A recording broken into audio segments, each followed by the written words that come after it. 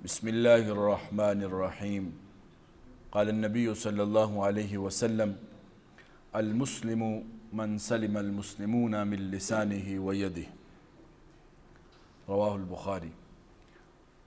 صدق اللہ العظیم۔ سامعین محترم، اللہ رب العزت نے جو دین متین ہمیں عطا کیا ہے، اتنا کامل اور اکمل دین ہے کہ جس کو اللہ رب العزت نے عطا فرمانے کے بعد خود اس کا اعلان کیا کہ آج کے دن آپ کے لیے دین کو مکمل کر دیا۔ یہ دین اسلام ایک مکمل ضابطہ حیات ہے۔ کوئی بھی زندگی کا گوشہ، پہلو ایسا نہیں ہے کہ جس کے بارے میں اس میں ہمیں رہنمائی نہ ملے۔ یہ دیگر مذاہب کی طرح کچھ ریچولز، کچھ عادات، کچھ عبادات، رسومات کا مجموعہ نہیں ہے، بلکہ یہ ایسا جامع اور کامل دین ہے کہ جس میں بیلیف سسٹم، عقائد سے لے کر عبادات کو ساتھ لیتے ہوئے پوری دنیا کا جو نظام ہے، پوری دنیا کی جو ترتیب ہے، اس کو کیسے چلانا ہے، وہ اس کے بارے میں مکمل رہنمائی اس دین کے اندر موجود ہے۔ جب یہ دین اتنا جامع ہے کہ جس نے پوری دنیا کے نظام کو چلانے کی راہیں ہمیں دکھائی ہیں اور ہمیں متوجہ کیا ہے، تو وہ ایک شخص کی، ایک فرد کی انفرادی اور ذاتی زندگی سے کیسے غافل ہو سکتا ہے؟ اس لیے جہاں اس میں اتنی عالمگیریت ہے کہ پوری دنیا کے نظام کو چلانے کے بارے میں رہنمائی فراہم کرتا ہے، تو وہاں پر ایک انسان کی اپنی ذاتی زندگی کیسے اس نے گزارنی ہے، اس کے بارے میں بھی مکمل ہدایات اور رہنمائی اس دین کے اندر موجود ہے۔ اب انفرادی زندگی کے پھر کئی پہلو ہیں۔ کچھ پہلو تو وہ ہوتے ہیں جن کا تعلق پھر عبادات سے ہوتا ہے، کچھ پہلو وہ ہوتے ہیں جن کا تعلق معاشرے کے ساتھ ہوتا ہے، معاشرت کے ساتھ ہوتا ہے، لوگوں کے ساتھ ہوتا ہے، معاشرے کی دیگر افراد کے ساتھ ہوتا ہے۔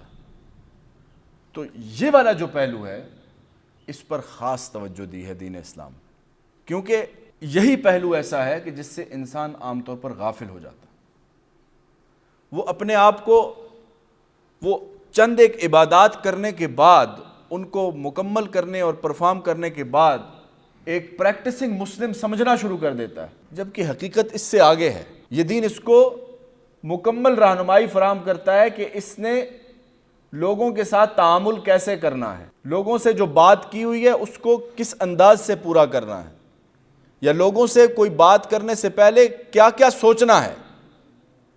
ایسے نہیں کہ جو بات منہ پہ آئی وہ کہہ دی، بلکہ سوچنا ہے کہ میں اس کو پورا کر سکوں گا، نہیں کر سکوں۔ اسی طریقے سے اپنے جسم کے ہر عضو کو کس طرح استعمال کرنا ہے، یہ اس دین اسلام میں مکمل رہنمائی موجود ہے۔ آج کی جو گفتگو ہے ہماری، اس میں ہم اس ساری تمہید کی روشنی میں صرف ایک پہلو پر گفتگو کریں کہ دین اسلام اللہ کی طرف سے دی گئی ایک خوبصورت اور ایک بہترین نعمت جو زبان اللہ نے ہمیں عطا کی ہے، اس کو کس طریقے سے استعمال کرنا ہے۔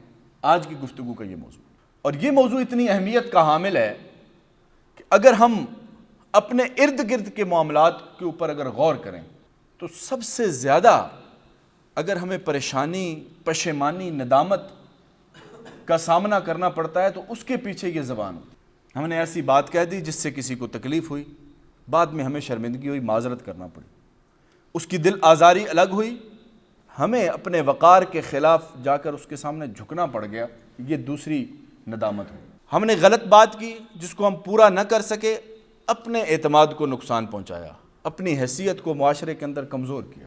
ہم ایسی بات اگر کرنے کے عادی ہو گئے تو چونکہ ہم اس معاشرے کے فرد ہیں، معاشرہ ہم ہی سے مل کر بنا ہے، اوورآل معاشرے کی یہ حالت بن جائے گی، یہ بن گئی ہے کہ کوئی کسی پر اعتبار کرنے کے لیے تیار نہیں۔ یہ اتنی اہم چیز ہے کہ جس کے بارے میں قرآن کریم میں اور احادیث رسول اللہ صلی اللہ علیہ وسلم میں بڑی تاکید کی گئی۔ اس سے بڑھ کر تاکید کیا ہوگی؟ ایک حدیث میں آپ کے سامنے کوٹ کرتا ہوں۔ آپ علیہ الصلوۃ والسلام نے فرمایا کہ جو بندہ مجھے دو چیزوں کی ضمانت دیتا ہے میں اس کو جنت کی ضمانت دیتا ہوں۔ کون کون سی دو چیزیں؟ فرمایا ما بین لحییہ و ما بین رجلیہ، جو اس کے دو ہونٹوں کے درمیان اس کی زبان ہے اور جو دو رانوں کے درمیان اس کی شرمگاہ ہے، جو اس کی ضمانت دے گا میں اس کو جنت کی ضمانت دوں گا، کیونکہ یہ کام ہی اتنا مشکل ہے۔ اس زبان کو ہے تو یہ جسم کا گوشت کا ایک لوتھڑا ہے، جسم کا ایک عضو ہے، لیکن کہنے میں یہ بات بڑی آسان لگ رہی ہے، کرنے میں سب سے مشکل کام یہ ہے۔ اپنی زندگی میں اگر ہم نظر دوڑائیں، اپنا احتساب کریں، اپنی ایویلویشن کریں، تو ہمیں اس بات کا اندازہ ہوتا ہے کہ سب سے زیادہ ہمیں ندامت اور پریشانی اسی کی وجہ سے ہوتی ہے۔